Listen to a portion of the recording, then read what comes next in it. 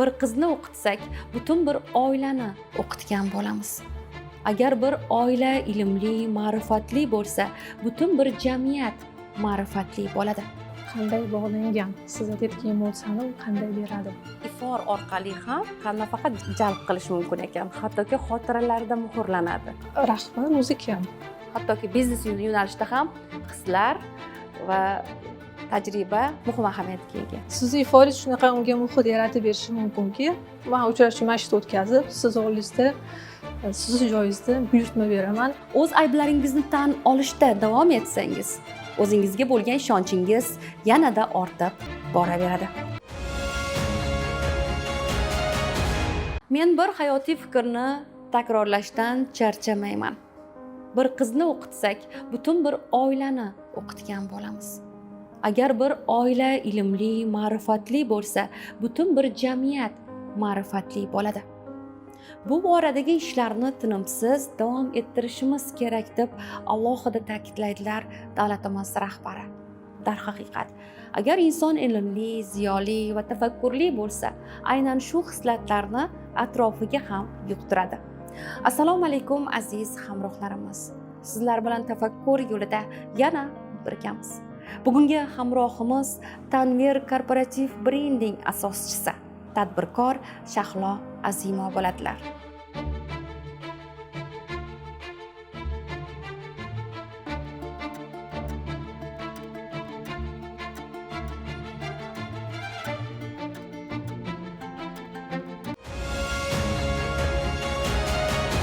Bizning mamlakatda bu aynan shu yo'nalishni qanday bir targ'ibot ishlarini jadallik bilan olib borish kerak.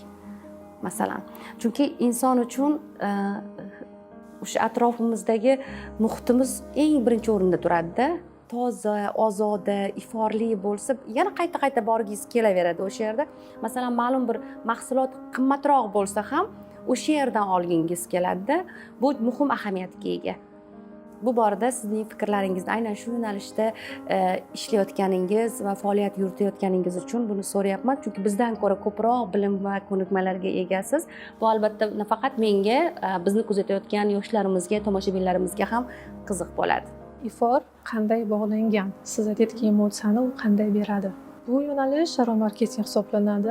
Marketing bizda O'zbekistonda endi rivojlanib borayotgan yo'nalish hisoblanadi, marketingning bir turi.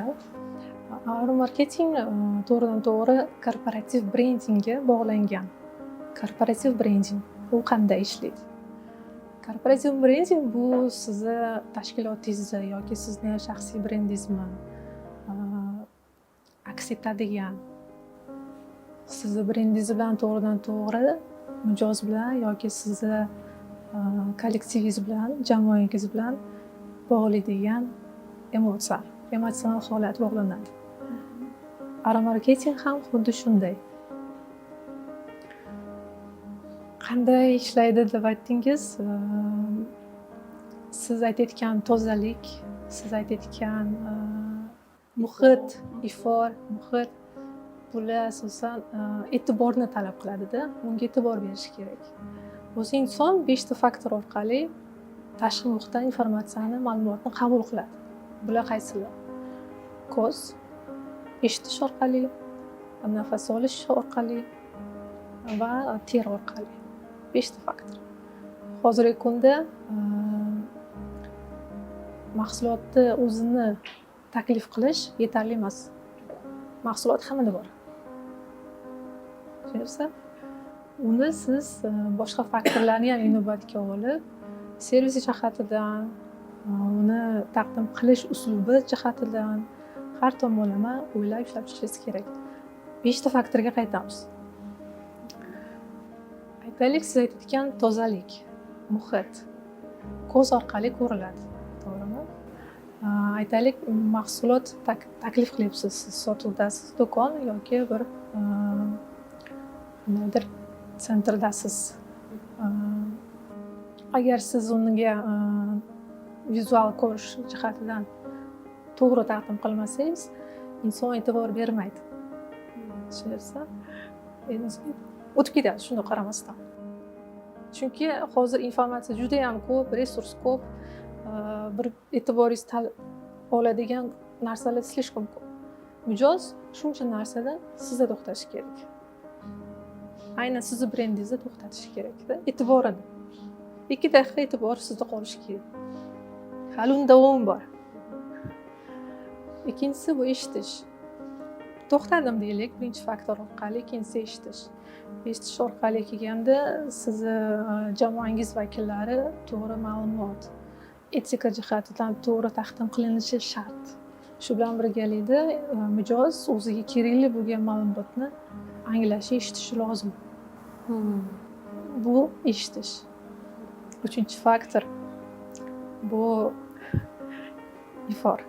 Ya'ni обоняние nafas orqali siz his etadigan emotsiyalar. Bu yerda marketing o'z kuchini ko'rsata oladi. Ya'ni insonni e'tiborini tezda jalb etadi. Agar siz iforni to'g'ri taqdim qilgan bo'lsangiz, emotsiya bilan u siz brendingizga bog'lanadi. Xuddi shu holat ham отрицательный, ham pozitiv deydi, ya'ni ijobiy va salbiy emotsiya chaqirishi mumkin. Aytaylik, siz savdoda bir narsa olmoqchisiz, lekin sizga yaxshi bir servis ko'rsatmadi. Bu yerda ifor bor. Ifor ham xuddi shunaqa bu narsani qoplab qo'yadi. Shu narsani siz doim his qilasiz. Lekin bir-biriga bog'liq bular hammasi. Hammasi bog'liq. Bog'liq. Ertaga keyin vaqti kelib shu ifora siz qilsangiz, sizda o'sha holatdagi salbiy emotsiyangiz bor. Mana shu narsani siz his qilasiz. Chunki tanada shunaqa xotira bor. Agar bilsangiz, kimdir qo'lingiz teksa, kimdir qo'lini sizga teksa, siz teringizda xotira qoladi, bor shunaqa narsa. Siz uni his qilasiz. Va qaramasdan turib kimligini ham bila olasiz. Hattoki o'sha xuddi siz aytgandek, ifor orqali ham nafaqat jalb qilish mumkin ekan, hattoki xotiralarda muhrlanadi. Albatta. Xotiralarda muhrlanadi.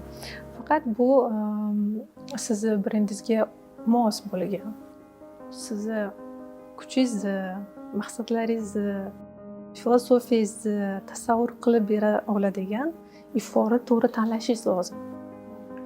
Har qanday ifor to'g'ri keladi degani emas. Tanlanishi lozim. Aytaylik, sizda restoranni biznes did kerak demak. Did kerak, albatta. Restoranni biznesda shug'ullanasiz deylik. Restoranni biznesni ikkita iforlantirish sababi bor. Birinchisi bu asosan murojaat qilinadigan bu noxush hidni, ya'ni oshxonada oziq ovqat pishiriladi-ku, o'sha hidni yo'qotish. Ventilyatsiyasi bor bo'lgan holatda ham aksariyat murojaatlar shunga tayanadi. Ikkinchisi bu noxush hid yo'q, aksincha yanada go'zallik bering degan ma'noda murojaatlar bo'ladi. Ikkita sabab asosiysi.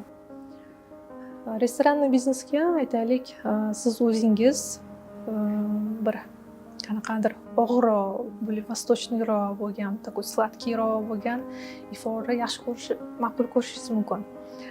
Lekin sizni restorangizga to'g'ri kelmasligi mumkin. Nimaga? Nimaga? Sababi siz mijoz tashrif buyurdimi? Hali mijoz tamati qilish kerak. Tushunsiz, unga atmosfera kerak. Agar unga iforni o'rlangan bo'lsangiz, uni ishtahasi bo'g'iladi.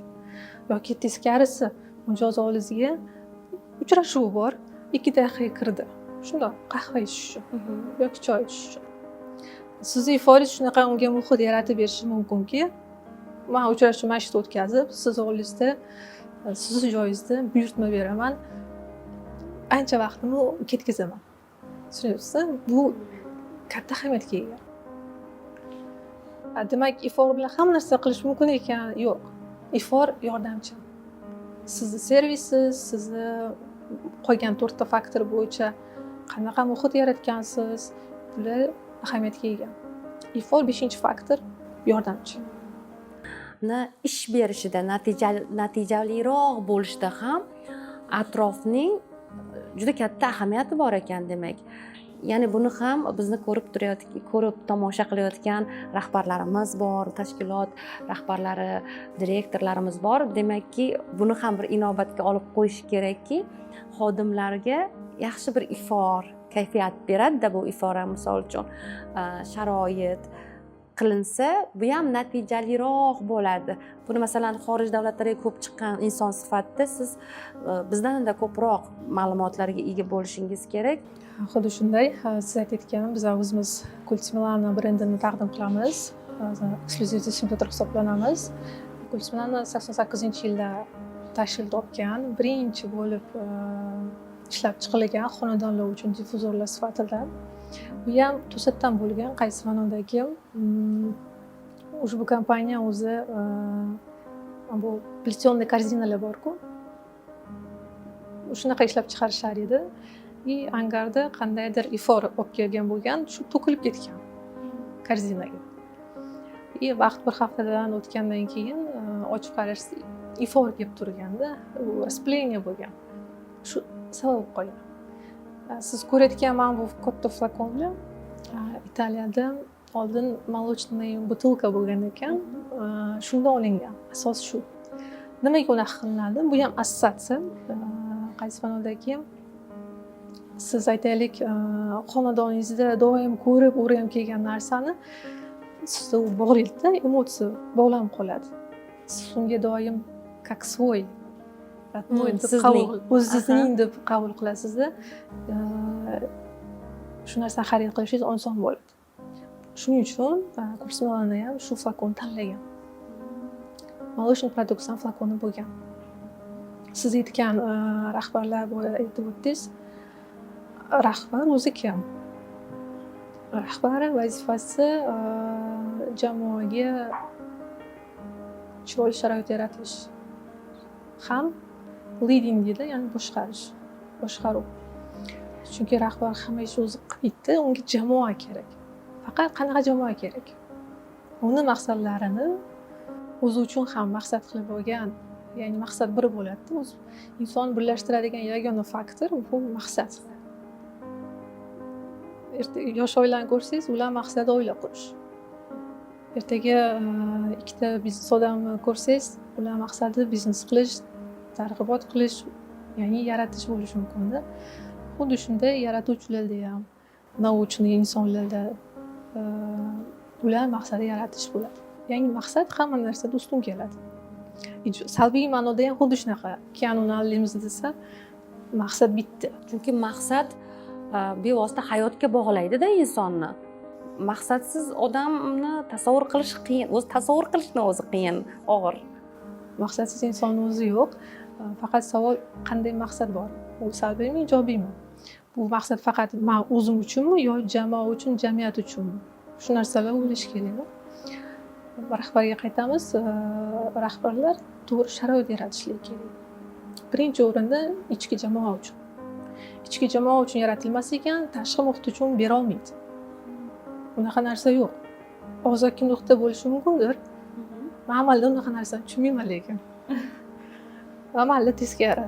Birinchi o'zingizda, o'zingiz uchun, atrofingiz uchun, keyin u tashqariga chiqadi. Chunki sizda bor narsa, o'sha narsani ulashasiz. Ichingizda u narsa yo'q bo'lsa, 3-4 kundan keyin aslligingiz baribir namoyon bo'ladi atrofga.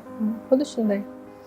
Shuning uchun ichki jamoa uchun to'g'ri sharoit yaratish juda ham katta ahamiyatga ega.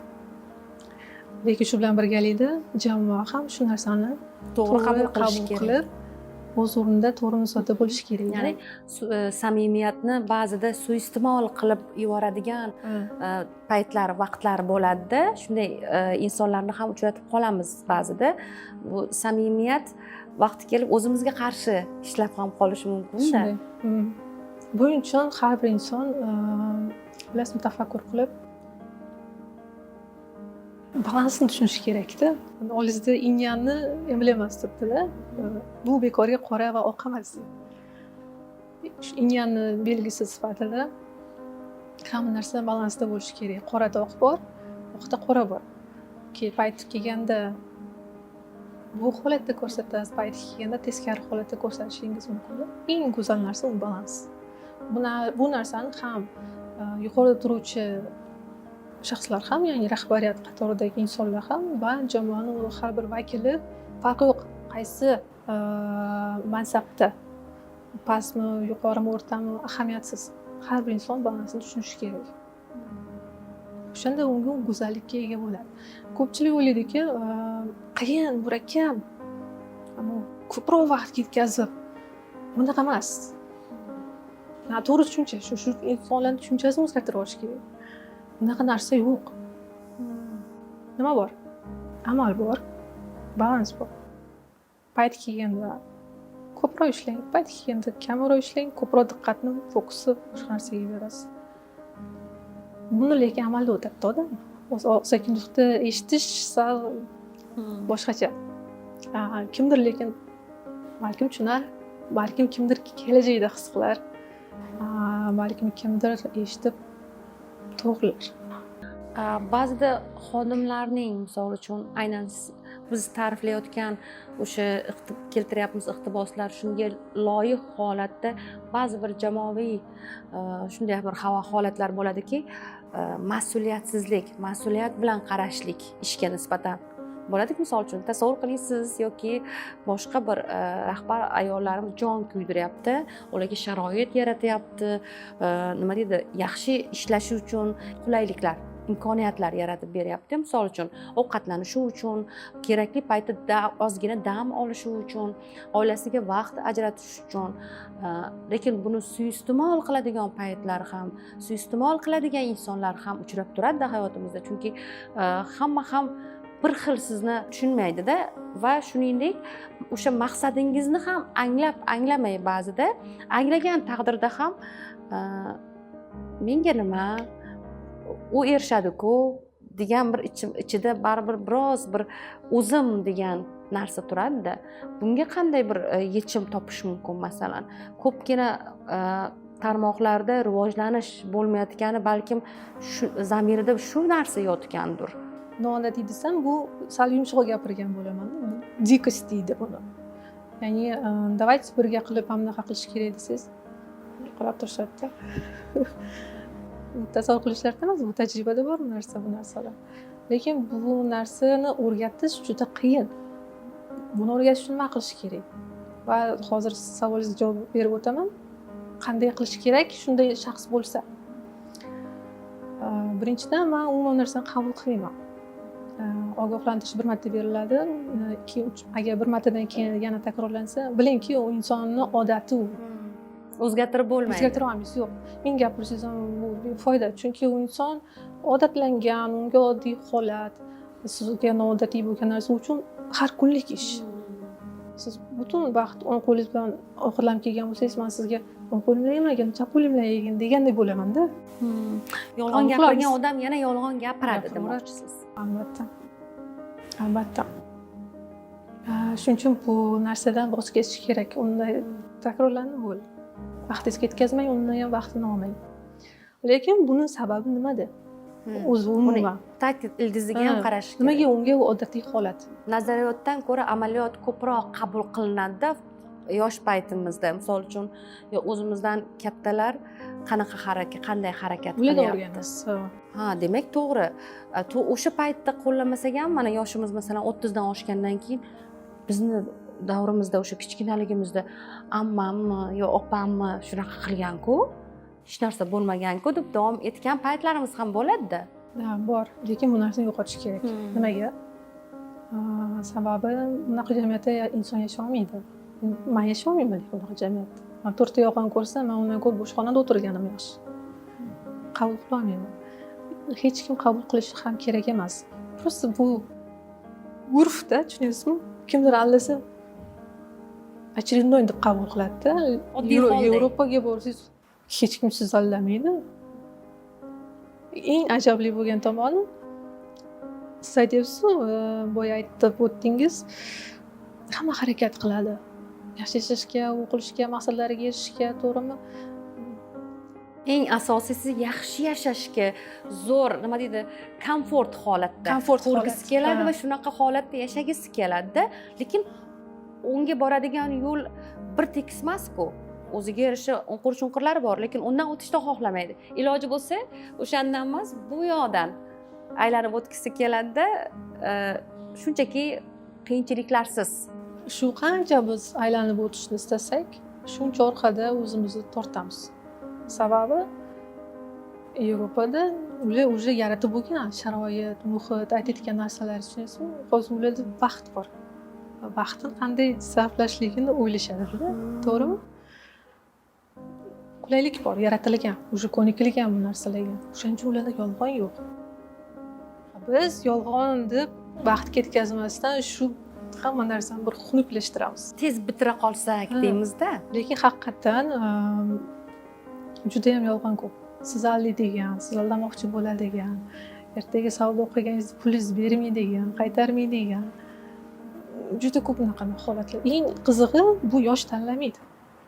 U yoshi ham shu, kattasi ham shu, o'rtasi ham shu. Ayniqsa eskilarimiz, o'sha ota bobolarimiz, ajdodlarimiz davrida o'sha kitoblarga yuzlanadigan bo'lsak, yolg'on to'g'risida juda qattiq turganlarda, yolg'on bor joyda baraka bo'lmaydi. Yolg'on bor joyda unib o'sish bo'lmaydi. Ertaga yolg'on chuqurlikka, seni oldinga emas, chuqurlikka tortaveradi. 1 kun, 100 kun, 2 oy, 3 oy, 4 oy, yil vaqti kelib bu baribir ochiladi. U oyog'ingga osilgan tushovday bo'ladi deb ta'riflaganda, bu bejizga emasdi. Demakki, nafaqat tadbirkorlik yo'nalishida, har bir ishda yolg'on bo'lmasligi kerak. Vaziyatni to'g'ri tushuntira bilish kerak va o'zini o'sha oqlamaslik yo'llarini topish kerakda va ertaga takrorlamaslik kerak. Bizda bilasizmi, Shahlo, xato qilamiz va tan olmaymiz birinchisi. Ikkinchisi, tan olamiz, bilamiz xatoligini va buni rahbarlarimiz ham bilishadi. Lekin u insonlarni biz o'zimizni oqlashga harakat qilib urinib ko'ramizda va undan kerakli xulosani olmaymiz. To keyingi xatoni qilguncha, xatolar xatolarga bog'laydida, xuddi muvaffaqiyatlar muvaffaqiyatga yetaklagandek. Bilmadim, yolg'on nimaga qilinadi, lekin men aniq aytganim, biladiganim bu yolg'on bilan mijozni ushlamaysiz. Ushlab qola olmaysiz mijozni. Siz ham mijozni ushlab turmaysiz, yolg'onchi mijozni misol uchun. To'g'rimi? Bizda unaqa mijoz o'zi yo'q. Unaqa mijoz bilan biz ham bitta fikrga kela olmaymiz. Qanday aniqlay olasiz? Masalan, ichingizda qandaydir hislar bo'ladimi yoki bu tajribaga borib taqaladimi? Ham tajriba, ikkisining ham o'rni bor. Ham tajriba, ham bu qarang, siz qo'llaydigan so'zlar, sizni nutqingiz, sizni dunyoyingizni ko'rsatib beradi. O'shandan ham siz bilishingiz mumkin. Demak, bu tadbirkor degani o'qimasa ham bo'laveradi deyishadi-ku ba'zida, eshitib qolamiz shunday iboralarni ham. Demakki, ham tajriba bo'lish kerak ekan, ham psixolog bo'lish kerak ekan. Bugungi kunning davr talabi bo'lgan psixolog bo'lish kerak ekan. Kerak bo'lsa hissiyotlarni ham ijodkori bo'lishi ham kerak ekan. Ijodkor odam his qiladi. Atrofidagi inson o'sha dardmanmi, yolg'onchimi, noto'g'ri yig'layaptimi, yolg'on ko'z yosh qilyaptimi, uni ijodkor sezadi-da. Demak, hozir anglab yetdim, tafakkur qildim. Nafaqat bir yo'nalishda, hattoki biznes yo'nalishida ham hislar va tajriba muhim ahamiyatga ega. Noto'g'ri tushuncha, agar bilimsiz tadbirkorlik qilsa bo'ladi desam, bilimsiz tadbirkorlik qilsa bo'ladi ma'lum bir darajagacha. Bu yo'lda sizni darajangiz katta ahamiyatga ega bo'ladi. Agar darajalaringiz yuqori bo'lsa, yuqori cho'qqa qo'yilgan bo'lsa, ilmsiz, umeniyasiz, ya'ni qobiliyatsiz, o'rganilgan qobiliyat ham bo'lishi mumkin, yo ya'ni yaratilgan, berilgan qobiliyat ham bo'lishi mumkin. Bularsiz hech qachon erisha olmaysiz narsalarga. Chunki misol uchun xodim bo'lsangiz, qayerda bitirgansan, nima aytsam bilmaysizda.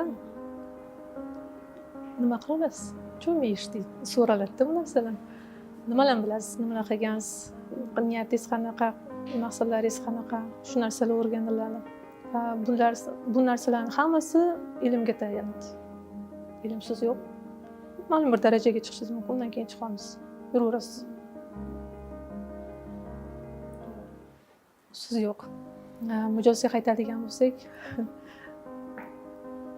bilmadim, uslublar yaxshiroq. Ya'ni yolg'ondan ko'ra siz har xil uslub bilan qo'llaganingiz yaxshi. Ulardan bittasi korporativ brending. Aro marketing ham o'zi korporativ brending sifatida ko'riladi. Nimaga? Chunki har safar sizni oldingizga tashib yurgan mijoz ifori his qilganda unda emotsional holat bog'lanadi. Uni xotirasida qoladi. Shu ifori u doim qayerdadir mabodo his qilib qolsam yoki har safar tashib yurganda sizni brendingizni eslaydi, yodida qoladi yoki talpinadi. Men shu yerga boraman deydi.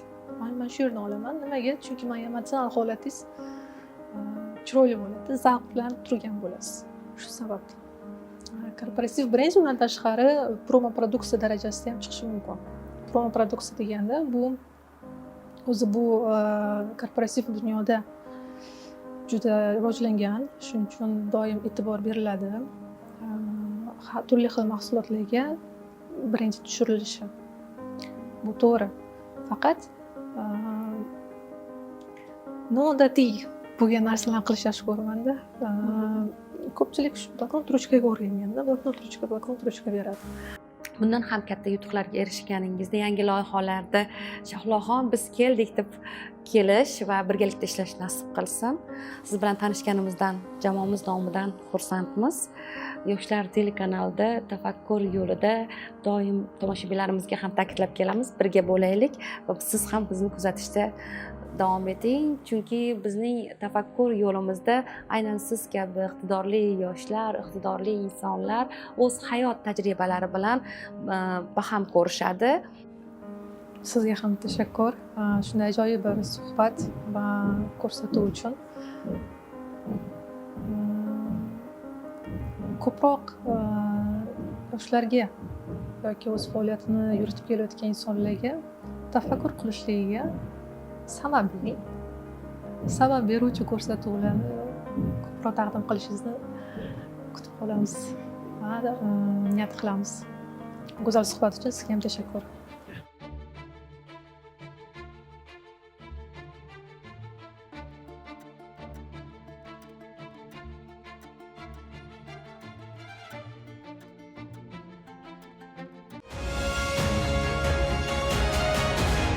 Ilmingiz oshgani sayin og'irlashib, quvvatlanib boraverasiz.